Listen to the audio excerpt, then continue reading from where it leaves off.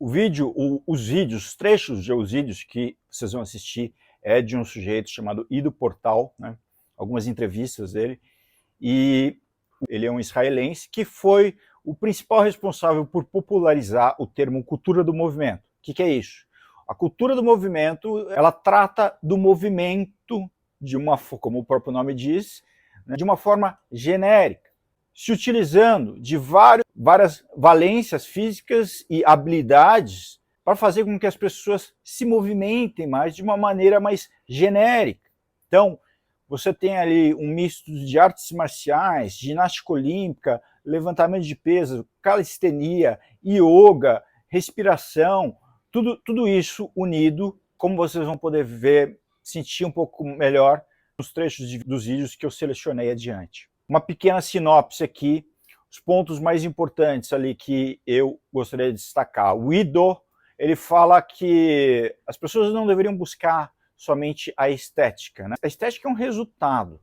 Você não deve buscar a estética como algo principal. Você se limita ao fazer isso.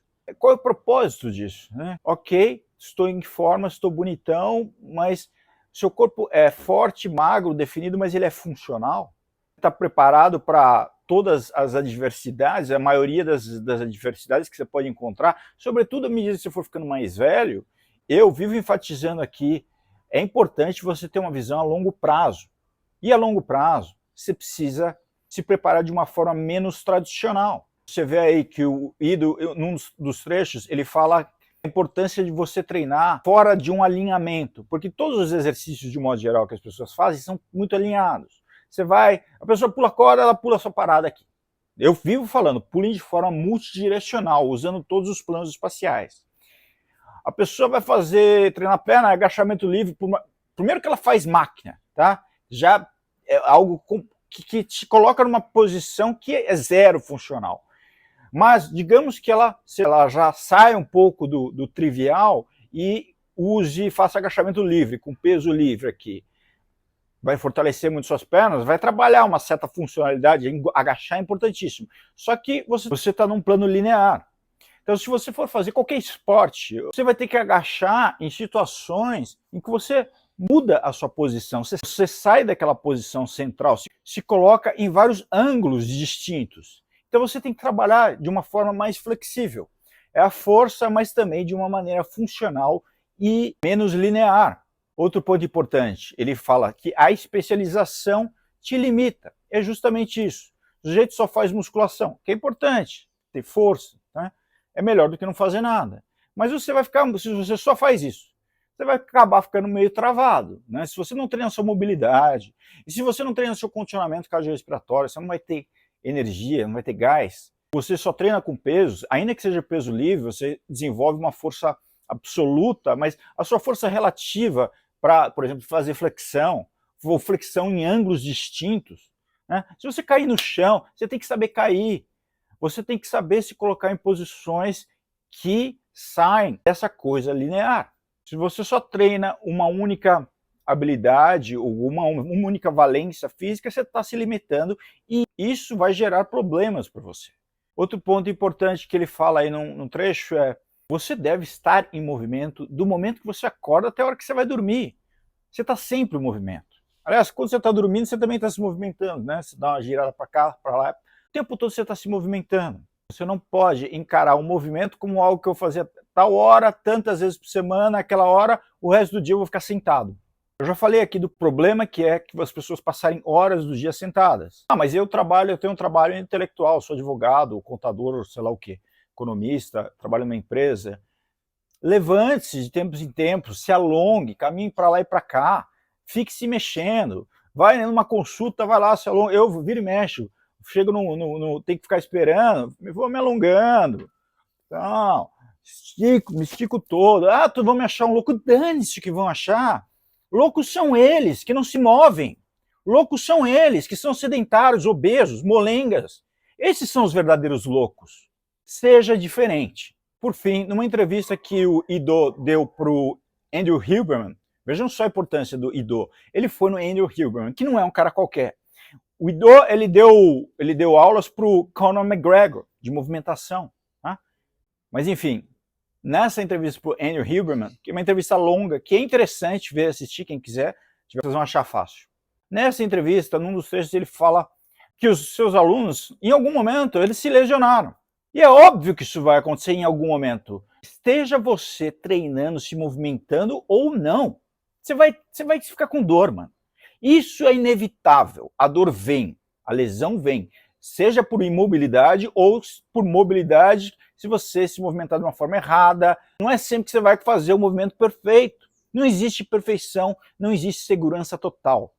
Você não pode ter medo de fazer as coisas. Você, eu tenho dor aqui, então eu não posso fazer isso, aquilo e tal. Você trabalha essa dor de modo que ela seja suportável e você não fique parado. O melhor remédio é o movimento. A pessoa que fica o tempo todo com medo de se lesionar, ela não evolui. Então, vocês têm que encarar eventuais lesões como algo natural do processo. Não estamos falando de lesões graves. Você vê, ele fala claramente, é melhor você ter uma mini lesão, e aí você já sente como é que o corpo está reagindo àquela determinada movimentação, àquele determinado exercício, do que você não ter nada e de repente, quando você já está com uma carga alta ou fazendo algo que exige muita habilidade, você ter uma lesão grave.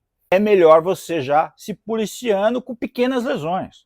Então, acho que basicamente é isso. Vou deixar rolar os vídeos que falam por si só, já explicam basicamente isso que eu falei. Só queria fazer essa introdução, uma introdução longa, mas eu achei importante, né? Saiam desse esquema robótico. Eu vou fazer 3 séries de 12, vou treinar costas esse dia, peito esse dia, não sei o que. Sejam mais flexíveis. Não flexível no sentido de ser fisicamente flexível, sim, também, mas flexíveis a forma que vocês encaram o movimento. Tá? Vocês vão trabalhar a força, a mobilidade, a flexibilidade, o condicionamento, e vocês têm que ir sentindo como o seu corpo reage. Né? Não existe um protocolo que vai servir para todo mundo. Vocês podem ter alguns parâmetros, mas não fiquem presos a esses parâmetros. Se você quiser fazer suas 3 séries de 12, beleza. Mas vá evoluindo, vá testando, usem seus próprios corpos como cobaias. Treina força com peso livre, depois treina com peso do próprio corpo. Estejam o tempo todo em movimento. O modus operandi tem que ser um modo de movimento. E o seu corpo não está desconectado da sua mente e vice-versa. É uma coisa única, beleza?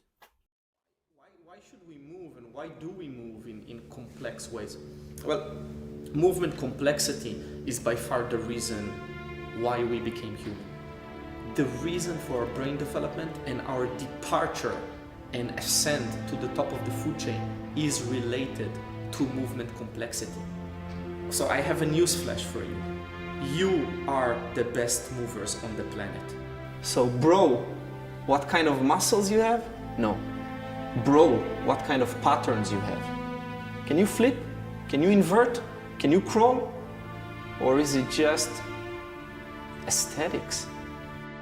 Information is toxic and it's addictive and we run after it. We have this thirst for information, but at a certain point it turns on you and it paralyzes you, it freezes you up and it doesn't allow you to apply and learn, and it's not anymore a contributing factor for your development.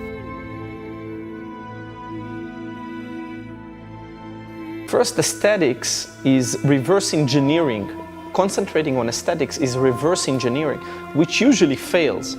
Trying to reverse engineer a proficient body movement, a body of a mover, and only putting the aesthetics of it. It's similar to a nose that is not meant for breathing. Of course, it has a price. And you end up empty, you end up sick, you end up immobile, because you're not pursuing movement and you're pursuing just the looks of it, just the aesthetics.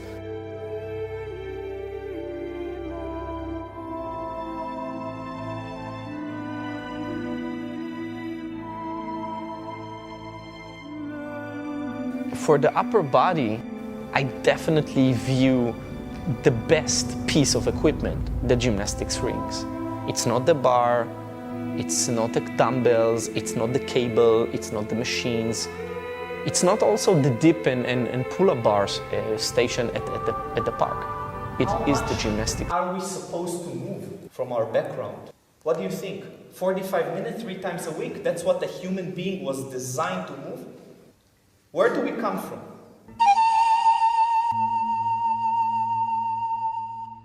If you think about it, hanging, inverting, sitting, squatting, standing, running, lifting, pulling, pushing, lunging, twisting, it's all human patterns. People have been doing this since the age of time. I do everything a little bit, and it brings me great happiness, because usually it's much more human than being a specialist. Our culture is moving towards specialization versus generalization, because we've become patternized, we've become weak, limited in the point of view, boxed. This is the price of specialization. We lose all of this good stuff. These tools that you see around, these rowers, the balls, these pull-up bars, they all have certain pros and cons. To work on, the body will become better at whatever you do or don't do. You don't move, the body will make you better at not moving by locking the tissues together. If you move, the body will allow you more movement. You want to have this mobility because that's your age, your real age. You better start to move your spine if you don't want to walk like this guy.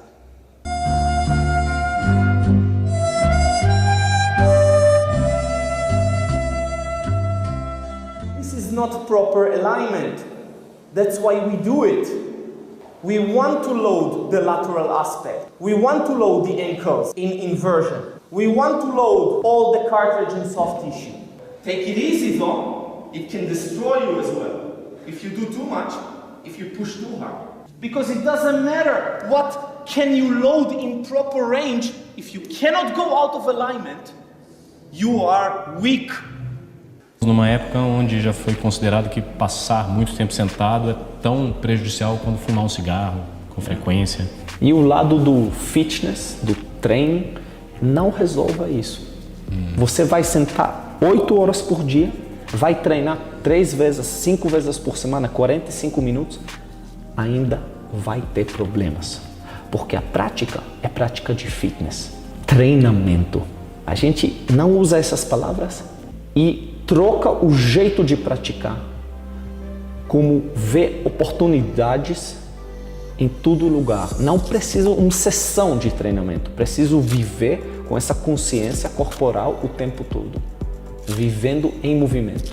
Então eu acho que a ser interessado é mais importante do que estar feliz, né? Eu gostei muito do Slavoj Žižek, um filósofo que eu gosto. Why would you want to be happy if you can be interested? And there are benefits in examining things, and also there are benefits in getting hurt, which is not often discussed, especially not in these parts. So I'm one of the only ones as a teacher that says I injured many of my students. And if I did not do that, I would be totally useless for them as well. The totally safe system has nothing to offer. Practically nothing is totally safe, and we can, of course, we don't approach it with a ballsy or machoistic thing, but we are aware that sometimes we have to go beyond the boundaries, and hopefully those would be the small injuries that will help us avoid the big injuries. But if you try to avoid the small injuries, maybe you'll get those big injuries in there. So examining which types and forms of movement, the location of the body, speed of execution, the type of organization of the body, which is a whole thing that we can discuss. All of this is up for the grabs, and is something that we have to create individual relationship with, hopefully with good guidance, where we can get the right scenarios, a facilitator of good scenarios for our learning, which is what I try to do, and less of a technical state of mind, do this, ABC, or like chunking.